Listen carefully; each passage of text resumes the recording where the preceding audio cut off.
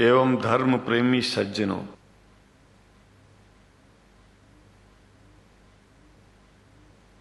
भगवान की जब कृपा होती है तो कभी धर्म की सच्चाई को जानने का अवसर मिलता है। मुसलमानों के बीच में लगातार कई वर्षों से हम जा रहे हैं और भारतवर्ष में एक नई प्रथा का प्रारंभ किया मैंने कि जब जगत गुरु शंकराचार्य भी मुसलमानों के बीच में जाकर के उनके प्रेम को समझ सके और इस्लाम की सच्चाई को जान करके इस्लाम को सारी दुनिया में एक इंसानियत का सबसे बड़ा पाठ सिखाने वाला धर्म मानने के लिए लोगों को समझावे।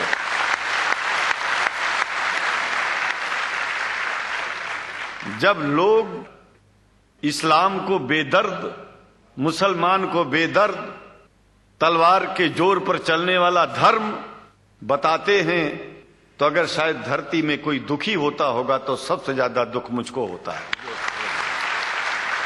ये न सच्चाई है और न कभी ये सच्चाई हो सकती है। जिस इस्लाम ने पहला कलमा ही कुरान शरीफ का ये बताता है कि नहीं है इबादत के काबिल सिवाय परमात्मा के और कोई, ला इलाहा इल्लल्लाह मुहम्मद रसूल अल्लाह। भला आप बताइए, वेदों का रस निचोड़ करके मोहम्मद साहब ने परमात्मा की इबादत करके परमात्मा के पैगाम को एक ही कलमे में दे दिया। इससे बड़ा ग्रंथ दुनिया में और क्या हो सकता है। अगर कुरान के पहले कलमे को ही पढ़ करके हिंदू अपने धर्म का पालन करना चाहे तो उससे बड़ा धर्मात्मा शायद कोई नहीं होगा। कुरान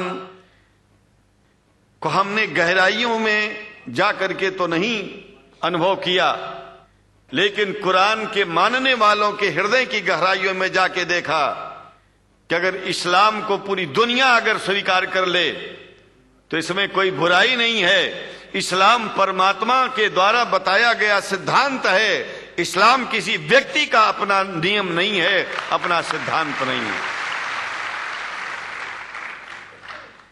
कुछ लोग भेदभाव पैदा करने के लिए इस धरती पर मुसलमानों को बेदर्द कह देते हैं, इस्लाम को बुरा कह देते हैं। मैं कहता हूं उनसे बुरा इस दुनिया में कोई नहीं है। वो शैतान के बच्चे हैं, खुदा के बच्चे नहीं हैं। क्योंकि जहां तक मेरी अपनी पहुंच है, हमने वेदों को पढ़ा, पुराण को पढ़ा, शास्त्रों को, हिंदू धर्म ग्रंथों को पढ़ा।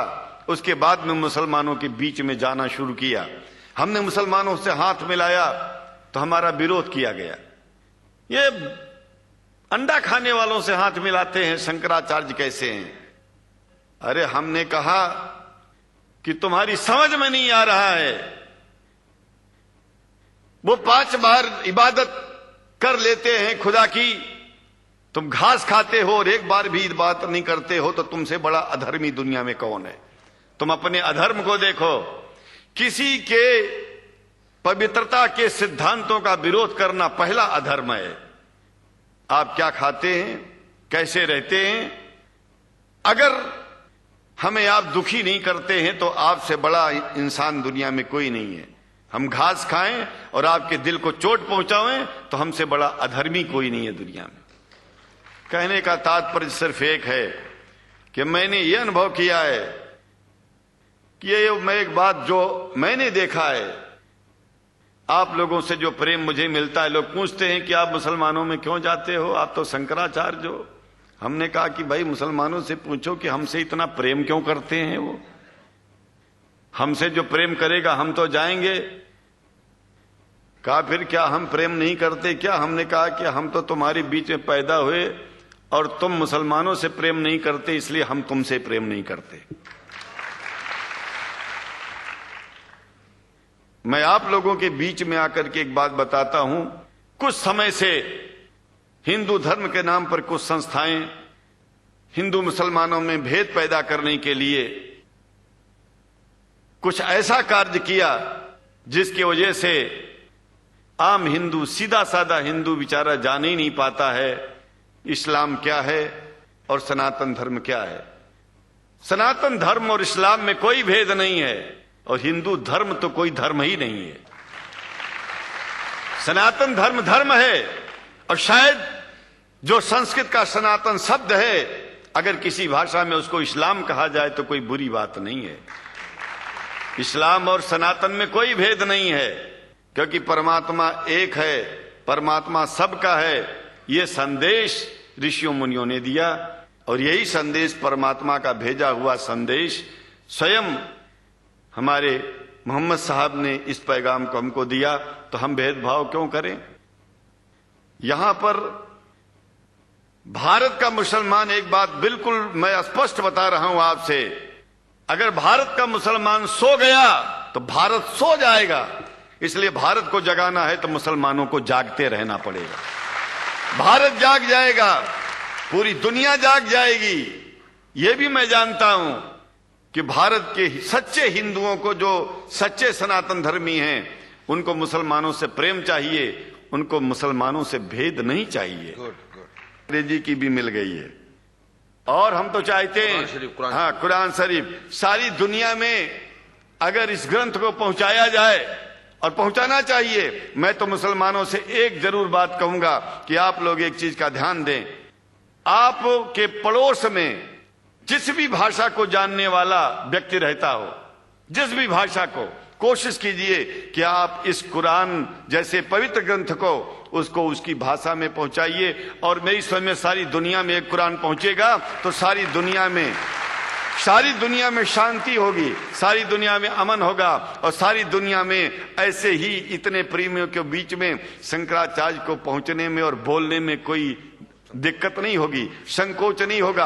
आप लोग भी निडर हो जाइए, आप लोग भी संकोच छोड़िए। हम जानते हैं कभी कभी संकोच में, कभी कभी इस देश के कुछ जो फिरका परस्त लोग हैं, उनकी उल्टी सीधी योजनाओं में हम लोग एक दूसरे से मिल नहीं पाते।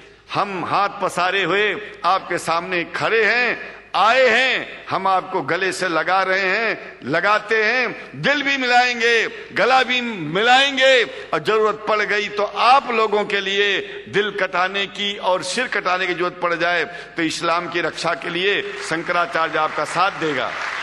क्योंकि शंकराचार्य जानते हैं इस्लाम धोखा नहीं है, शंकराचार्य जानते हैं इस्लाम बर्बादी का रास्ता नहीं है। शंकराचार्य को पता है कि जो वेद में लिखा है वही कुरान में लिखा है, इसलिए हमारा धर्म नहीं छूटेगा, हमारा धर्म और आगे बढ़ेगा।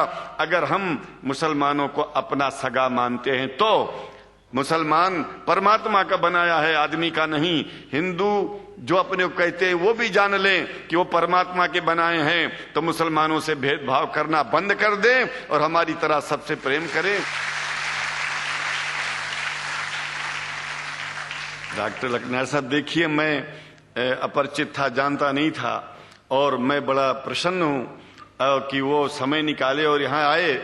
उनको तो मैं धन्यवाद क्या दूं, मैं तो ये चाहूंगा कि परमात्मा उनको शक्ति दे कि हम लोगों को सबको ऐसे ही सुंदर दिव्य बड़ी सभाओं में संबोधित करते हुए और हम लोगों के ऊपर वो स्वयं कृपा बनाए रखें और हम उनके साथ रहेंगे, जहां भी जरूरत होगी सदा जीवन में उनका साथ देते रहेंगे। इन्हीं शब्दों के साथ जीवन में अब जब भी याद करेंगे, जब तक मेरा शरीर है, हम आपकी सभाओं में आते रहेंगे। ओम शांति शांति शांति।